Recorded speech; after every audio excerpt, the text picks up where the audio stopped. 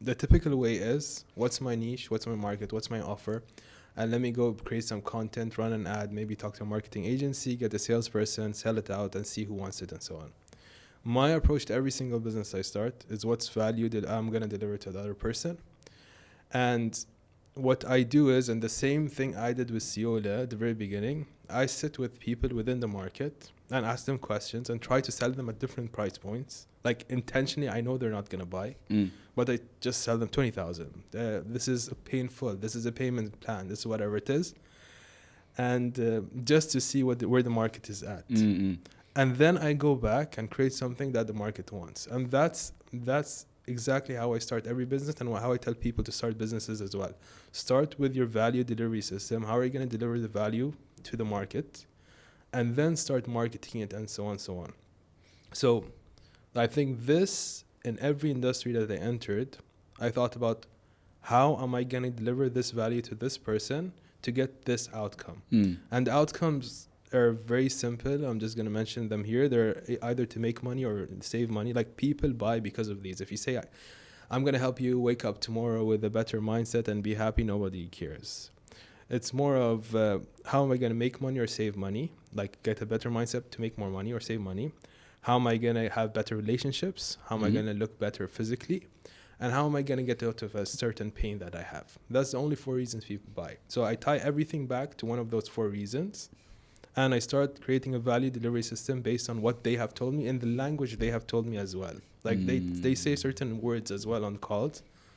And I use those exact words. Like, sometimes my client use words, and my best performing posts are words that my clients have used. And I put it inside a post, and I write it down, and I send this post as well to the client. I said, thank you for the post. It's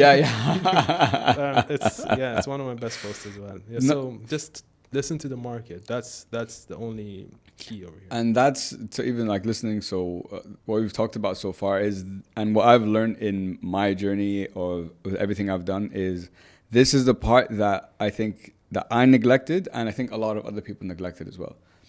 You start before doing the step.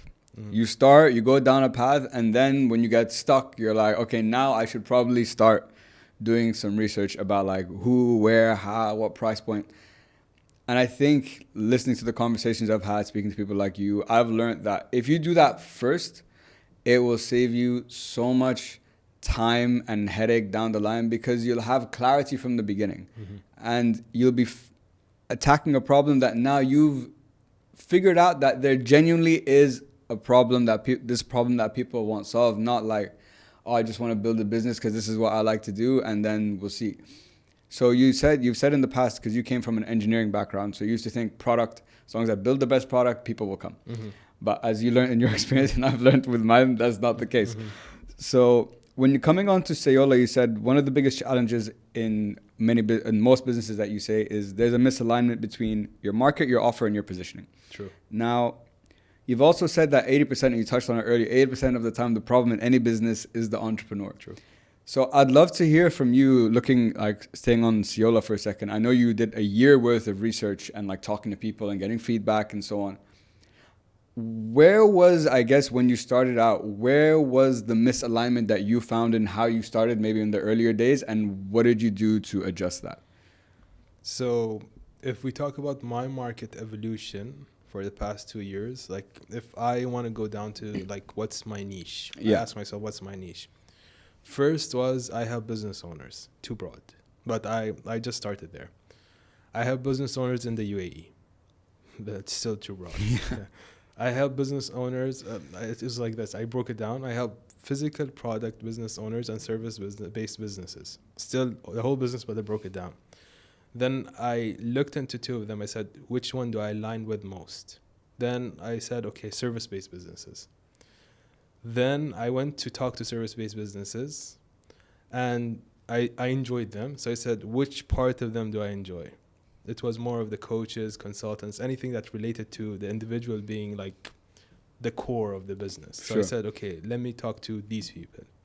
Then it slowly went down to where it is today, where I help ambitious people basically build the businesses around themselves through world building. So this is something I came up with also this year. I used to do it, but I had no clue I was doing it.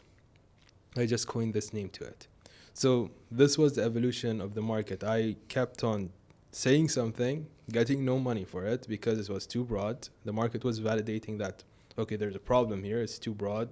I don't exactly understand what you do, and so on. And then kept on niching down until to a point where I enjoyed the market and they also got the value that they want. So going back to the point of the results, can we quantify results? Like, this to me, you can't quantify, did you deliver results or not, unless you have a contract and say, I'm going to do 5 posts and so on. So can we quantify results in any way? Like, I got the best results in the industry, or someone says, I'm the leading provider of whatever. Can you quantify that in any way? If yes, then great. If no, I think it's very hard to quantify this. Yeah.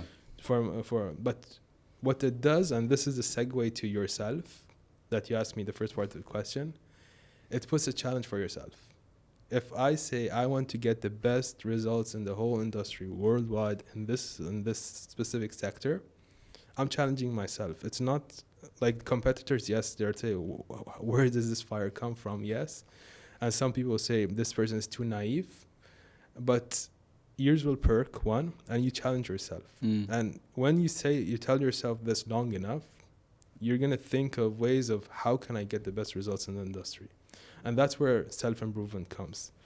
So 80% is the entrepreneur, yes. And I think entrepreneurship, the best part of it and what I love about it, it's like a book on steroids. Like it teaches you lessons that you will never think about anywhere. Like it challenges you. Like it challenged me to some point. Like it was asking me, do you know even how to speak? Because nobody gets your message. Do you know how to speak and explain the ideas in your head, or it's just in your head? And that's where I got better at speaking, explaining stuff, and so on. So different parts improves you as a whole, and it's a vehicle for self-improvement. I think I answered both questions with this, right? Yeah. No, absolutely. So when you started, it was, like you said, it's an entrepreneurship is also an evolution. Like even just listening to your story of that early days with Ciola is it service for entrepreneurs? No. Okay. Is it service for product entrepreneurs? A business owner? Sorry. No. And it's just like niching and questioning and trying this positioning. And you're like, does that resonate with me? Do I feel like this is where I can add the most value? And I think you need to have a patience to keep trying, different things. Like, okay, it's not that. And also, I think you need to be quite agile in entrepreneurship. You know, so many businesses of the most successful ones started out as one thing and ended up being something completely different. But that is what, that's what hit home. Now, the personal development aspect is something I resonate with a lot. I always tell people I feel like entrepreneurship is the ultimate personal development playground because, like you said, you will be forced to learn about so many different things and it will reveal every single weakness you have. And that from a mental perspective, at least, and through my journey and like going through it, that was hard because you realize like, I have strength, but there's a lot of things that we can't. It's quite humbling. It was a very humbling experience for me. True, 100%. I agree with you. It's a personal development journey. Did you find that useful? Wait. Let me guess. I'm sure you did, right? And if you enjoyed this video, do me a favor and hit that subscribe button so you can stay up to date with the latest podcast releases and more videos like this. And if you found this video useful, make sure you check out the full episode by clicking on the link right here. Thanks for watching, and as always, hope it helps.